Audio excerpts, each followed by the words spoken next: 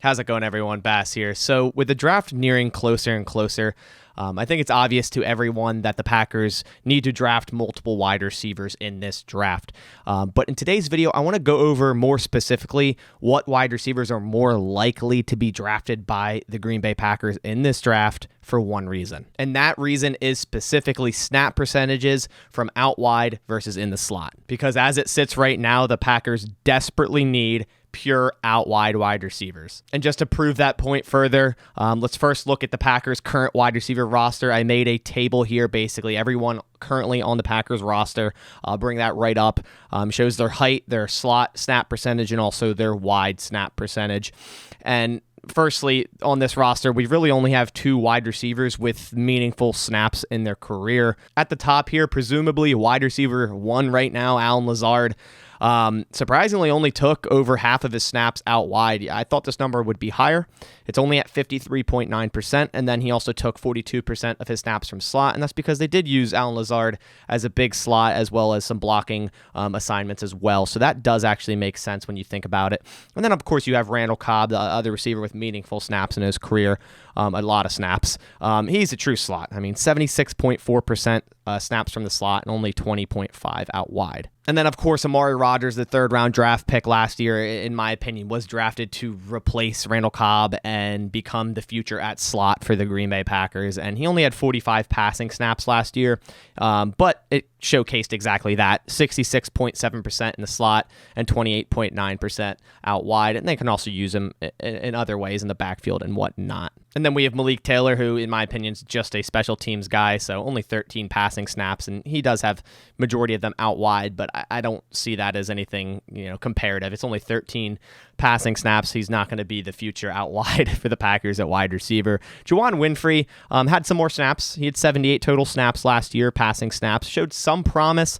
I just don't really think he's the answer either. Again, he is majority of the snaps out wide, but I just don't really see Juwan Winfrey as being the answer for an out wide receiver for the Packers in the future. And then the last two, we have Rico Gafford, who has 61 total snaps in his entire career, none of which with the Packers, and that's kind of even, just like Allen Lazard, only 54% out wide and 42.6 in the slot. And then Chris Blair, who's been on the practice squad with the Packers, have no career snaps in the regular season on offense, so don't really know there. And again, those two are kind of guys that are either going to remain on the practice squad or just end up getting cut outright. So with this in mind, it kind of allows us to rule out some of these receivers in the early to mid rounds.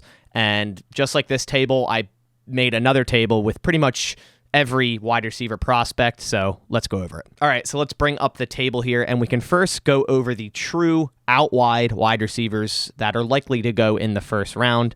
First of which being Drake London, 86.2% out wide snaps, so he's an outside receiver.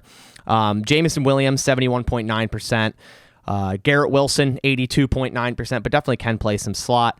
Chris Olave, 81.3%, Jahan Dotson, 76.3%, and Sky Moore, a little bit lower, but still at 65.3%. And the outlier here being Treylon Burks, who played 67.7% from the slot and only 24.1% out wide. Now, I think Treylon Burks can play out wide. He clearly has the size. He's 6'3", but in terms of who the Packers will draft, other guys just make more sense because they have more snaps out wide, and that's what the Packers need. And I think they would rather draft a guy with more experience playing out wide because, again, that's what they need. And then in the middle rounds, rounds 2, 3, and 4, we see some guys that I can kind of rule out that the Packers, I think they'll pass on for more outside wide receiver guys, and that is Khalil Shakir, we see here, 76.7% in the slot. Wan'Dale Robinson, 71.9% in the slot.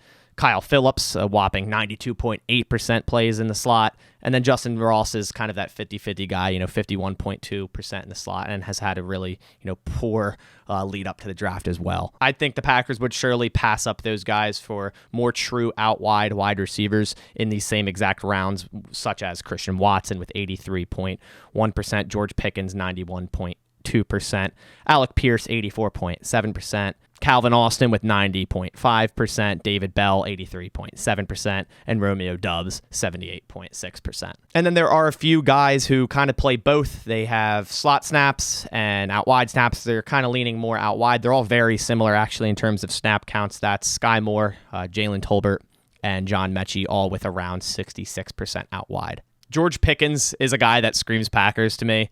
91.2%. He's a pure outside wide receiver. The only problem with him is he does have some injury concerns, of course, with that ACL. The Packers have also mentioned they need speed. Matt LaFleur said that today, I believe, and they need a guy to take the top off of defense.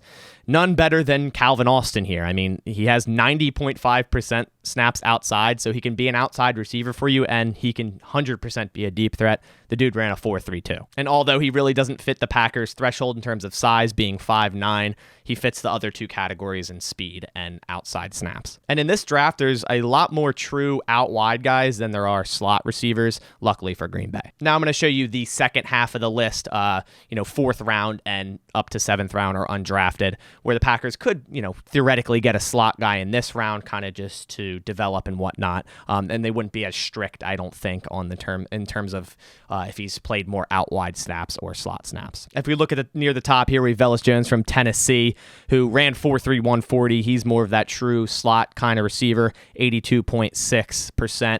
Now, if he falls, say, into like the fifth round, it is someone the Packers could maybe pick up, even though he has more slot snaps. Ty Freifogel from Indiana is kind of that 50-50 receiver, kind of like Justin Ross, 54.4% out wide and 45.4% in the slot. He ran a 4.53, kind of an all-around wide receiver, plays both spots, like I said, kind of evenly, as a guy the Packers might also look into. And then further down the list, a very interesting receiver. I've talked about him in a previous video before, and that is Devin Tompkins out of Utah State.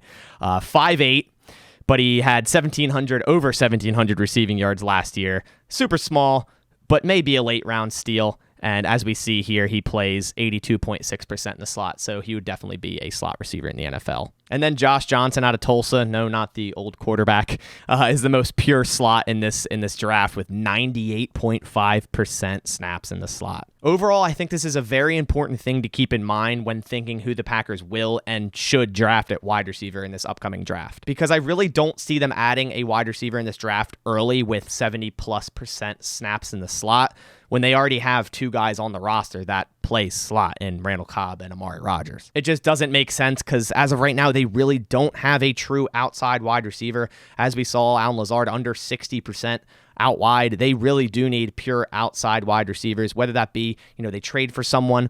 But when looking purely at the draft, I think this chart is a very important thing to follow when, like I said, mocking and seeing what receivers may fit in Green Bay. But I want to hear your thoughts down in the comments below, what you think of this data and how it compares to who the Packers may or may not draft at wide receiver. But that about does it for this video. Make sure to go down and click that subscribe button for more Packers news, analysis, and updates. But that about does it. I'll catch you on the next one. And as always, go Pack Go.